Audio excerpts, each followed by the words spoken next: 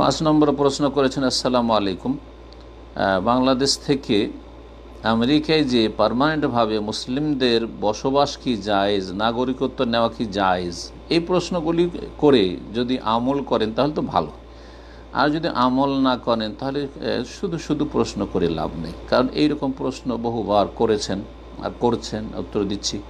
এর উপর আবার বিস্তারিত লেকচার আছে শেখ ইবনে উসাইমিন রহমতুল্লাহ আলাইহির কিতাব থেকে, এবং আরও আলোচনাতে শেখ সালেহুল ফওজান হাফেজাহুল্লাহ তাআলা তার আলোচনাগুলি, যেসব আলোচনার খোলাসা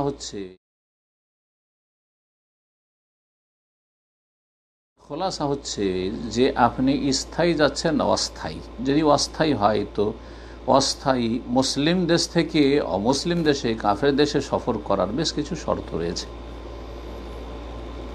এই শর্তগুলি যদি আপনার মধ্যে থাকে তাহলে সফর করুন। আপনি প্রয়োজন আছে সফরের, বিনা প্রয়োজনের না, হ্যাঁ বিনোদনের জন্য নয়, আমোদ ফুর্তি করার জন্য নয়, দুনিয়ার বড়জন নয়, প্রয়োজন আছে, যাবেন আপনি। আর গেলে আপনার কাছে এতটা ইলম থাকতে হবে, তাদফা বিহি শুবহাত, দিন সম্পর্কে এতটা জ্ঞান থাকতে হবে যাতে আপনার সামনে যখন সংশয় সৃষ্টি হবে আল্লাহ সম্পর্কে, পরকাল সম্পর্কে, ধর্ম সম্পর্কে, দিনের মাসাইল সম্পর্কে, অনেক মাসাইলে সংশয়ে ফেলে দিবে, আপনাকে পেরেশান করে দিবে, আপনি সন্দিহান হয়ে যাবেন আপনার নিজের ধর্ম নিয়ে। যদি ধর্ম সম্পর্কে, দিন সম্পর্কে জ্ঞান না থাকে তাহলে দিন সম্পর্কে এতটা জ্ঞান থাকতে হবে যাতে আপনি সংশয়ের শিকার না হন।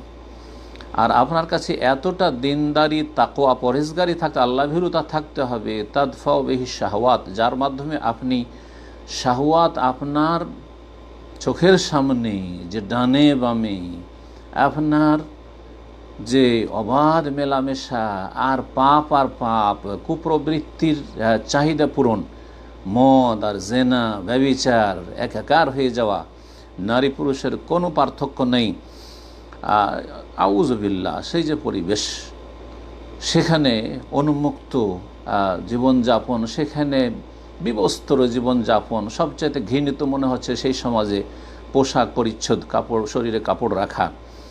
তো এইসব পরিবেশে গিয়ে যাতে আপনি নিজেরকে শাহওয়াত থেকে, কুপ্রবৃত্তির অনুসরণ থেকে বাঁচিয়ে রাখতে পারেন। কয়টা লোকের এরকম আছে, এতটা ইলম আছে যাতে সংশয় থেকে বাঁচতে পারে, এতটা দিন এবং তাকওয়া আছে, পরহেজগারি আছে যাতে শাহওয়াত থেকে, কুপ্রবৃত্তির অনুসরণ থেকে বাঁচতে পারে, পাপে ভেসে না যায়, ডুবে না যায়। কেউ যদি সাঁতার না জানে আর নদীতে ঝাঁপিয়ে পড়ে, বন্যার সময় পানিতে ঝাঁপিয়ে পড়ে, তাহলে সে নিরাপদ ফিরে আসার সম্ভাবনা আছে? এ হচ্ছে অবস্থা। আর মুসলিম দেশ থেকে স্থায়ীভাবে অমুসলিম দেশে যাবেন, হ্যাঁ, এটা আপনার জন্য, আপনার আগামী প্রজন্মের জন্য ভালো না। এবং এই সম্পর্কে সালাফি ওলামাগণ সবসময় সতর্ক করে আসছেন।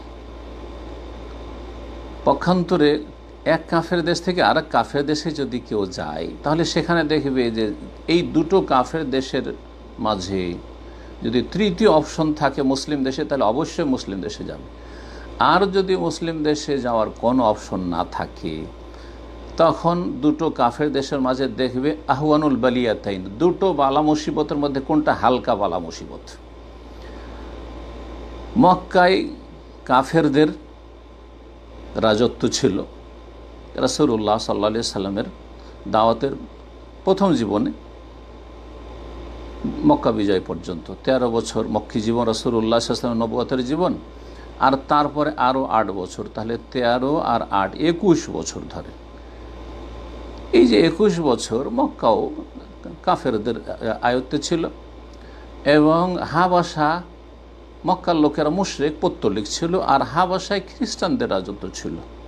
মক্কায় যখন জুলম অত্যাচার খুব বেড়ে গেল দুর্বল অসহায় মুসলিমদের ওপর, তখন রাসূলুল্লাহ সাল্লাল্লাহু আলাইহি ওয়াসাল্লাম প্রথম হিজরতের অনুমতি দিয়েছিলেন হাবাসার উদ্দেশ্যে, আবেশিনিয়ার উদ্দেশ্যে, অথচ দুটোই কাফের দেশ। জি, সূরা রুমের প্রথম দিকে রয়েছে, সূরা রুমের তাফসীর পড়ে দেখবেন যে রোমানদের সাথে পারস্য দেশের লড়াই ছিল, যাতে একবার রোমানরা হেরে যায় আর একবার রোমানরা বিজয়ী হয়। যখন রোমানরা বিজয়ী হয় তখন নবী সাল্লাল্লাহু আলাইহি ওয়াসাল্লামের দাওয়াতের প্রথম যুগ ছিল, আল্লাহ বলছেন ওয়াউমা ইয ইয়াফরাহুল মুমিনুনা বিনাসরিল্লাহ, সেই দিন মমিনরা খুশি হবে আল্লাহর সাহায্যে, ইয়ানসুরু মান ইয়াশা, যাকে আল্লাহ চান সাহায্য করেন।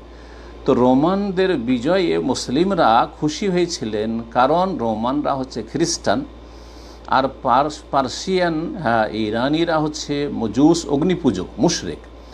মুশরিকদের তুলনায় তুলনামূলক দুটোই খারাপ, কিন্তু দুটোই কুফার, কিন্তু দুই কাফেরের মাঝে পার্থক্য রয়েছে। তো আল্লাহ রাব্বুল আলামিন এই বিষয়টিকে সূরা রুমে তুলে ধরেছেন। তো আশা করি বিষয়গুলি বোঝার চেষ্টা করবেন, আবেগ দিয়ে কাজ নেবেন না, বিবেক দিয়ে কাজ নেওয়ার চেষ্টা করবেন। আল্লাহ যেন আমাদের সকলের কল্যাণ করেন দুনিয়া এবং আখিরাতের।